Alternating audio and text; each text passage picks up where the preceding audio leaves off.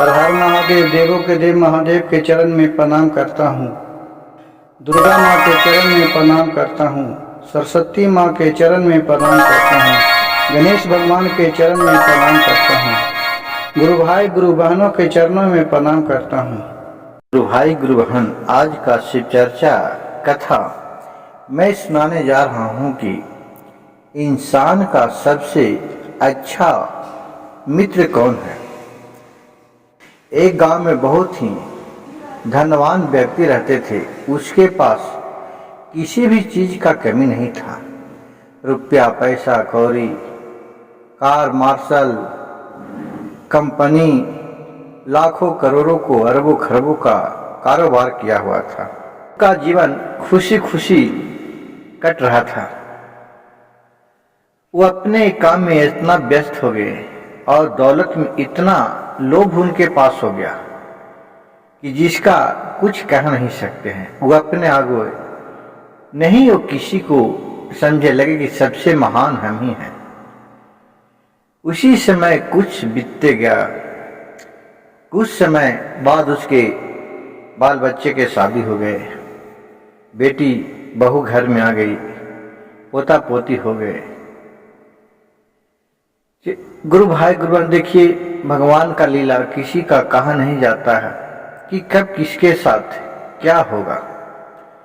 ये भोलेनाथ की, देवों के देव महादेव की किस पर कृपा कब होते हैं जिसका कोई नहीं जानते हैं।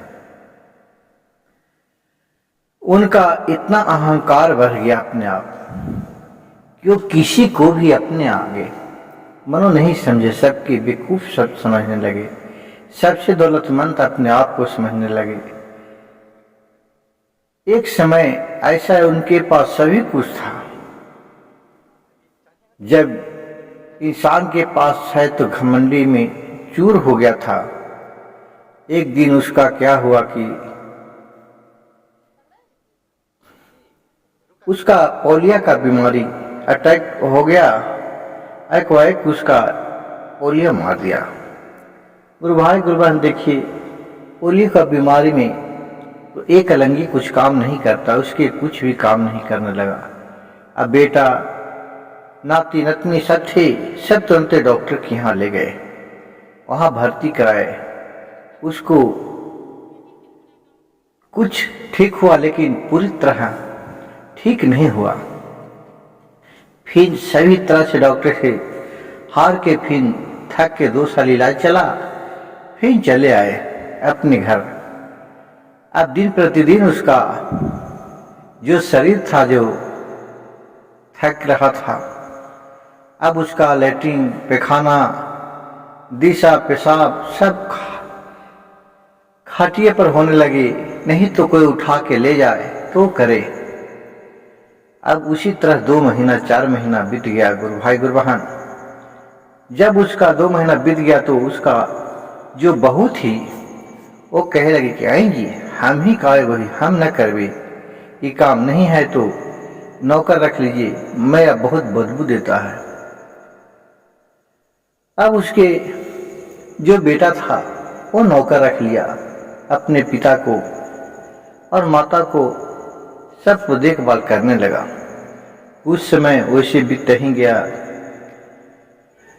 जब उसको भी आना ही 2 महीना तक क्या कि उसको बेटा और पुतों को दर्शन ही नहीं दिया। जो भी खाना खिलाए करे उसका नौकर ही करे। इसको देखने के लिए अपने बेटा और पुतों को तरसने लगा। वो नौकर से बोला, वो बुरा बाप था जो कि बाबू नहीं है तो हमारे बेटा को बुला दो, देखला करीब 1 महीना हो गया है, हमें मन नहीं लगता है। उसके पास नौकर गया बेटा के पास, बोले कि सर जी, आपका पिताजी आपको बुलाए हैं भेंट करने के लिए। कहे कि ठीक है, जाओ, अभी मेरा फुर्सत नहीं है काम से, जब फुर्सत होगा तो मैं आके मिल लूंगा। और उतना कह करके वहां से उसको भेजा दिया। वहां से वो चले आया और अपने मालिक को बोला कि आपको बोल दिए हैं कि वो आके मिल लेंगे। कहे कि ठीक है। फिर 2-4 दिन बीतता, लेकिन उसका बेटा मिलने को लिए नहीं आया। इसके पास उतना शरीर भी नहीं चल रहा था, थक गया था, ये भी उसके मिलने जाए। गुरु भाई गुरु बहन, देखिए कि इस बूढ़े बाप कितना अहंकारी था। इसके पास सब कुछ था, पैसा कौड़ी रुपया, लेकिन जब इसका शरीर ही साथ नहीं दे रहा है तो इस दुनिया में इसके लिए जितना भी रुपया पैसा कौड़ी सब बेकार है। धीरे धीरे इसे सभी घृणा मानने लगे। तो गुरु भाई, कमाना है तो कमाइए, आप आचरण कमाइए, लोगों को नाम कमाइए। आप दौलत के पीछे पड़े रहते हैं। भगवान से इतना दुआ किए, हे प्रभु, कहानी दुआ में है कि साईं इतना दीजिए जामे कुटुंब समाए, अब मैं भी भूखा न रहूं, साधु न भूखा जाए। हे प्रभु, हे भोलेनाथ, कम से कम हमें इतना ही बुद्धि, शक्ति और रोजी रोजगार दीजिए कि ताकि मैं दुखी न रह सकूं और नहीं किसी को दुख कर सकूं जो भी मेरे दरवाजे पर आए।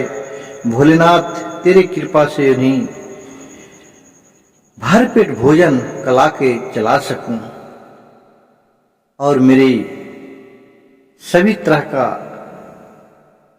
जो भी कष्ट हो दूर करे। गुरु भाई गुरु बहन, मेरी कहानी अच्छा लगे तो मेरे चैनल शिव भक्त सविता को एक लाइक, सब्सक्राइब और शेयर जरूर कीजिएगा और कमेंट में हर हर महादेव लिखना नहीं भूलिएगा। कहानी अंत में तक सुनिएगा। बीचे अधूरी कहानी सुनने से भोलेनाथ को अपमान होता है और पूरा कहानी सुनने से आपको ज्ञान होता है। हर हर महादेव, घर घर महादेव।